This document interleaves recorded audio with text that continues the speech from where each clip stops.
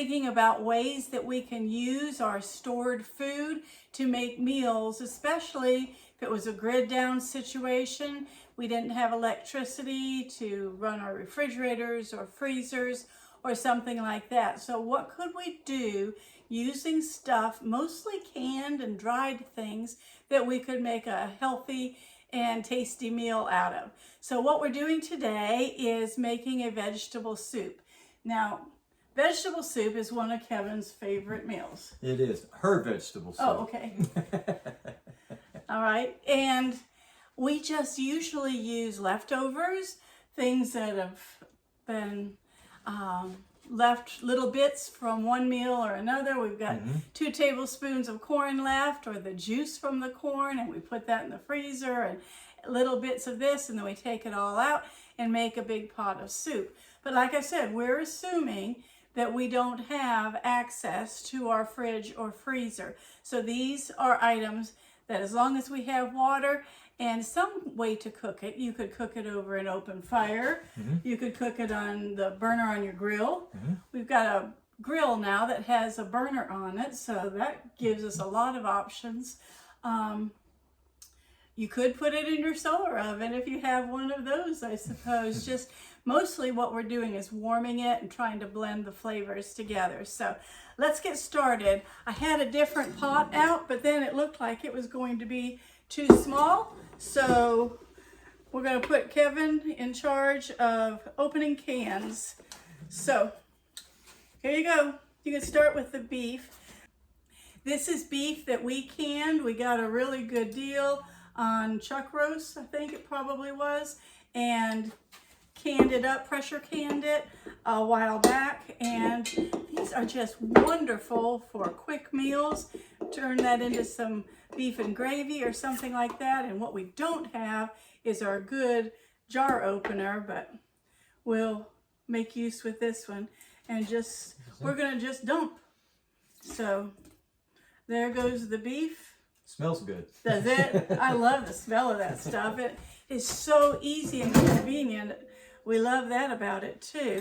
I'm going to be brave and open this broth. Usually we would have our own broth, but I went ahead and opened this up out of our storage and got that going. Usually we would have fresh onion that I would cut up, but we're going to also use this onion soup mix and dump it in. It lots of onions, and it also has sort of a bouillon kind of a flavor in it. Here you go, mister. You gotta get going. Do the cans. Oh. You gotta get going. I'm falling down on my job already. Oh my goodness. You must be so ashamed. I am. We may end up using more of that broth or not. Growing up, my mother always wanted to make sure that we didn't waste the juice from cooking vegetables. And so I'm dumping all the juice in. First can is a can of green beans, and we like our green beans around here, so that will be good. Often if we're making it from scratch at the house and we have our freezers and fridge in use, then I will just do frozen mixed vegetables, and that way you've got all your veggies, a variety in there all at once. But for today, we're going to do this straight out of the cabinets, out of the cupboard. It'll come off when we dump it. These are green peas, and I sort of hate putting them in now. I'm afraid they're going to turn into mush, but if they do, then they do. We like to use the leaves off of celery stalks. They add so much flavor to our soups, but if we don't have the refrigerator going, oh, this is carrots. Yes. If we don't have the refrigerator going, then we're going to say we don't have fresh celery. Another thing that's a standby for our soup is the stewed tomatoes or crushed tomatoes. So if he can get this jar to open, then we will add that. We also love the flavor of garlic, so I'm dumping a good bit of garlic in here. Never can have too much garlic, we think. And then I also found this garlic and herb spice container. So there goes some more garlic and a bunch of herbs. This is crushed tomatoes. Not what I thought I had, but it will work. And I'm going to add some more broth. I didn't know how much juice this would have in it, but when you add the rice, I'm already cooking the rice, you know, so that's to keep it from absorbing all the liquid. Otherwise, that rice just sucks all the liquid right out of your pot, and you end up with, what does Rachel Ray call it, a stoop? Yeah. Where you can put a spoon, stand it up in there. So here we go for this. And we're gonna just put this on the stove, let these flavors blend together. And when our rice is done, we'll dump it in, see if we need to add anything else. I'm gonna squirt this in here and try to get the last little bit of these tomatoes out. We blame it on my Dutch blood that I am so terribly thrifty. I can't let all of those little bits of tomato go to waste. So we'll get this on the stove and get it cooking and see what we end up with. Okay. You can use a number of different dried pasta, rice, barley, something like that for your soup to be a sort of a filler. Our go-to is rice in our recipe. A lot of people go with a small pasta or something like that.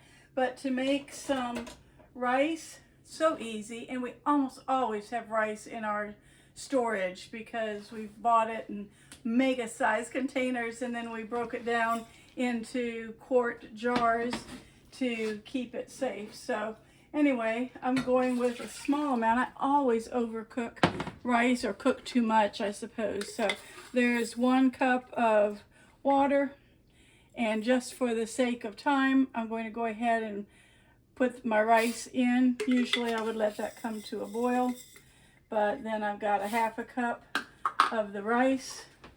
We'll bring it up to a boil and then turn it off.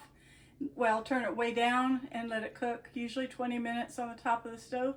I've got this rice thing down so that I could do that. Now, if you don't have electricity, you might have rice already prepared, or you might have minute rice, or you might have pasta already prepared, or maybe you'd have to do without this filler in your soup. But for right now, I guess I am using my stove for a little while. Well, this has been cooking for a while. Now we're ready to stir the rice in and start eating this good smelling stuff. Boy, does it smell good.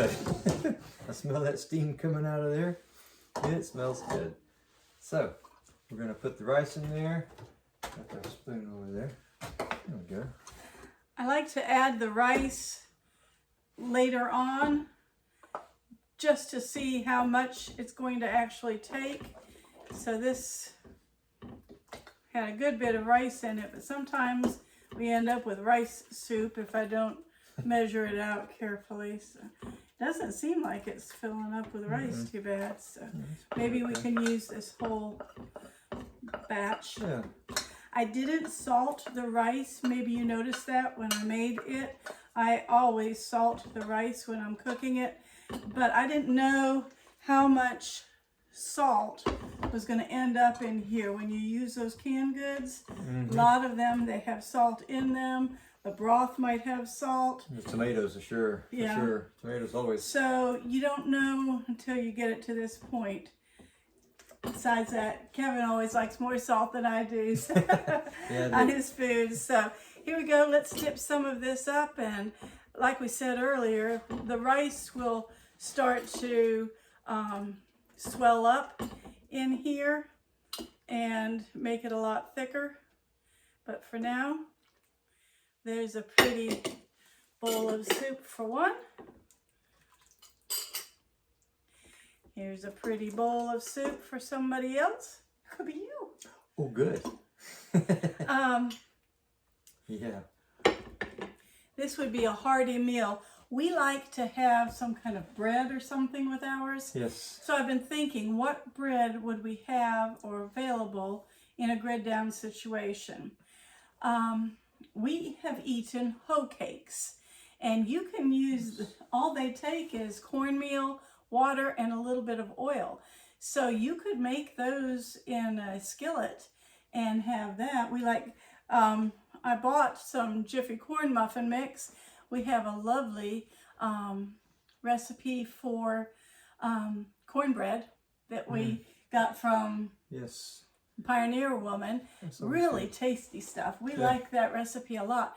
But if you don't have an oven, then you wouldn't be able to do that. We also have in our preps powdered milk, and we have powdered eggs in our preps. So we could make the Jiffy mix up. You could make it into almost like a frying pan kind of a setting on top of your stove, maybe, or make it into like pancakes, something like that, in a frying pan on your Coleman stove, something like that. We usually have day-old bread that we buy from the store and then slice up and make garlic bread. But depending on whether your freezer's working or not, you may or may not have that. Right. You might have biscuit mix that you could make up, or you can have soup just by itself. Yes, that's good. Another thing that we like to do when we have leftover soup especially, well, is to put some of this in these little muffin cups. This is a silicone muffin pan, and looks like I'm overfilling these pretty bad, but when you freeze them in something like this, then when you just need a quick meal, if we had a freezer going, and so we're back to whether we're off grid or not, but if we have a freezer available, then we could pull out some of these little frozen soup, muffin size, and then we could just make a quick meal. It's come in handy a lot of times. Yes, it has. And sometimes we're not in the mood for soup several days. Maybe it gets warm again and we don't want soup, or we've already eaten a half a pot of soup right then and it just doesn't sound good to us.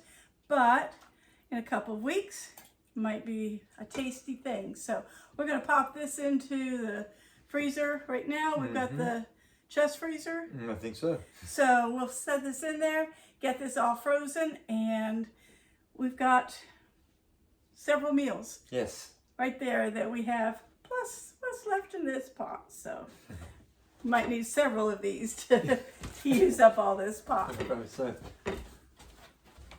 Well, the soup has frozen in its happy little muffin cups.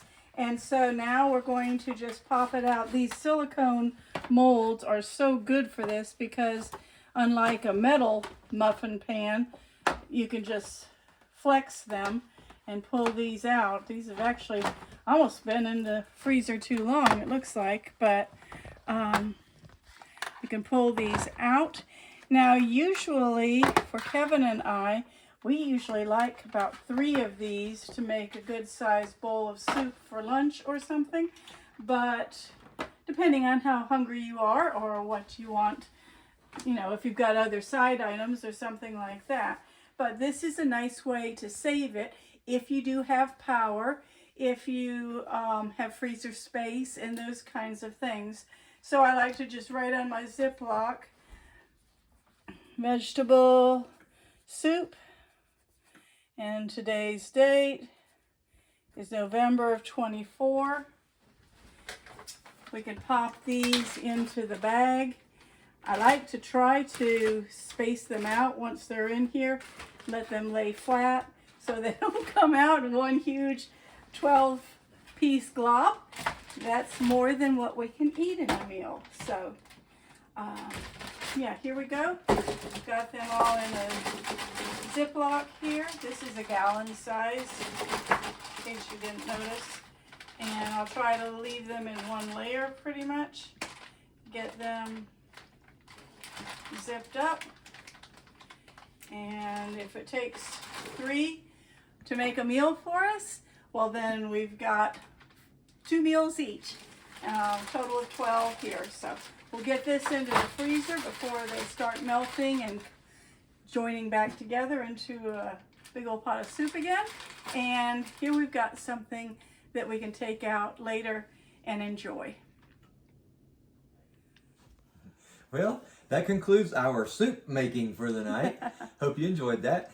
If you haven't subscribed yet, hit the subscribe button. Click the little bell next to it and it'll tell you when we have new videos coming out. There you go. Leave us a comment, and whatever you do, don't forget to give us a like. Yeah. So thanks for joining us here on Hideaway Homestead.